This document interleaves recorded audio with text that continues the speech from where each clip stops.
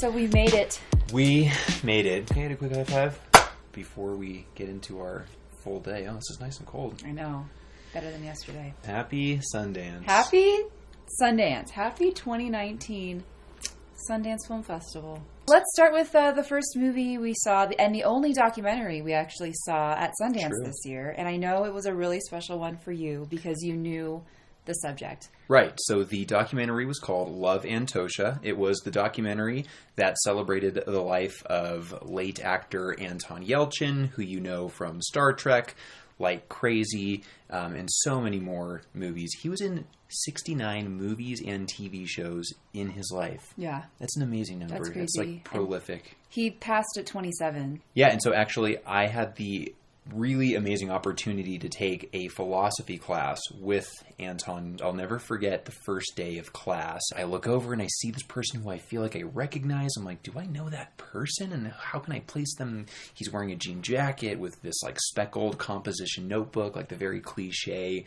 one, and like a little blue Bic pen. And then it clicked that this was Anton Yelchin. Obviously, you know, we're movie fans here at Cinemacy. He was one of the brightest people that I really was ever around. To see this documentary where friends and family spoke about him at length and, you know, covered his entire life was really special. The documentary was uplifting because Anton Yelchin was a very uplifting, positive person. For as introspective and methodical as he was, he was very wise beyond his years. And director Garrett Price shows that in the film. Drake Doremus is a producer on the film, and he obviously has a strong connection with Anton, and so he was featured in the movie as well. Yeah, they were all there, which was amazing. They were all there. His parents were there, which was just really, really moving. The heart of the movie is the heart of his relationship with his parents. Yeah, his mother specifically. That with his mother.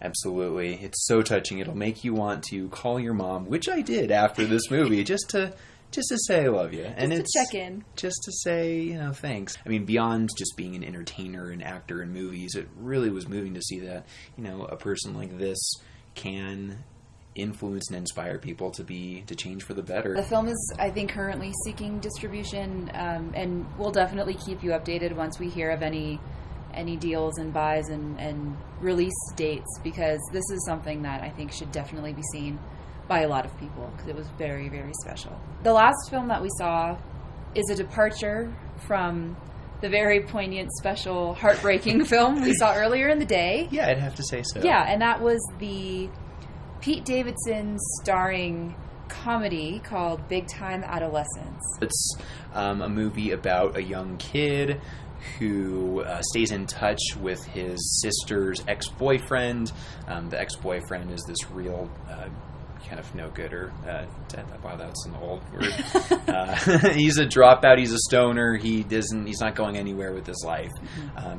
And who do you hire to play that part but Pete Davidson? Now, it makes you wonder, like, what is his involvement in the movie, you know, ultimately great for the story, even though he plays the character perfectly, right? Or does it inhibit it? But is he playing a character, or is he playing himself? Like, that was kind of the one thing that I didn't fully buy into in this movie. It was a good story about kind of arrested development. In that sense, the story was great, because we can all relate to kind of peer pressure and wanting to feel cool around cool friends and all that.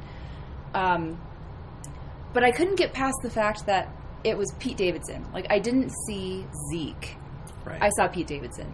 And I don't know, for some people maybe that'll work, for big Pete Davidson fans, or, an extended SNL skit that could be seen as something like that. But I couldn't really let my imagination go that far. You know, to your point, if you're a Pete Davidson fan, you'll probably love this. It's a really good movie on the whole, with this little one note to be considerate of. So Jon Cryer plays Mo's dad, and Mo is played by Griffin Gluck. And in the Q&A after the film, Jon Cryer was saying how this film kind of reminded him of a John Hughes movie. Yeah, that was surprising. Yeah, and the director, Jason Orley, also agreed and said that's kind of what he was going for, was a modern, contemporary John Hughes type of film. Do you think it kind of nailed that? It was surprising when that did come up in the Q&A because I really couldn't draw a clear line between a John Hughes movie and like this being an updated version of that. I mean, granted, these are about kids in high school and they're kind of going through some sort of like coming of age. There's a lot more weed smoking in this. And There I don't think is there a was lot as more. much in any John Hughes movie. Which reminds me of after the movie and after the Q&A when we're walking out from the Eccles and we're going to catch our bus, the big black cars moving away, and of course Pete Davidson's in like the back seat, With the Machine window. Gun Kelly. Machine Gun Kelly is also in this movie. The windows, crack just a little bit, but like through the like cold, brisk Park City air, you can just get this heavy, skunky smell of whatever Pete Davidson is partying with. So He left his trail as he drove off into the Utah sunset, and we just, we're left with Big Time Adolescence. It wasn't the worst film I had seen. If you have watched our other videos, I think you might draw a conclusion as to which film I was not the most fond of.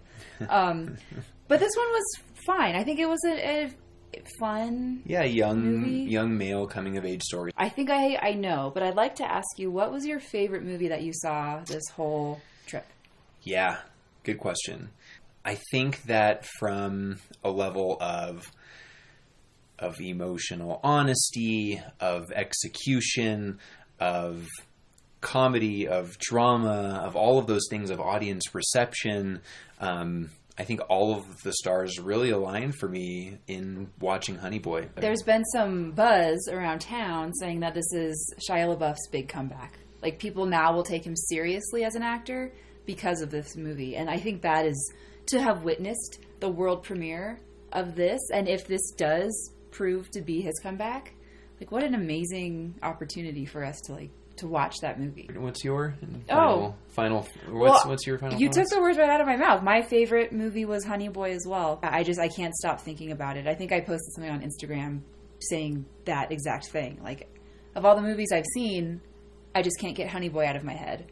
Couldn't agree more. Shout out to Love Antosha. Shout out to Native Son. Shout out to Native Son too. That was a close second. Oh man, no, it's been a great last few days. I think we've seen a lot of great things, and I know this year is going to put out just a lot more great movies, and I'm excited to keep making these videos, and when we get back to LA, we're going to have a proper drink.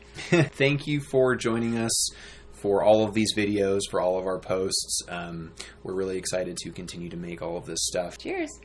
Cheers. Dunzo.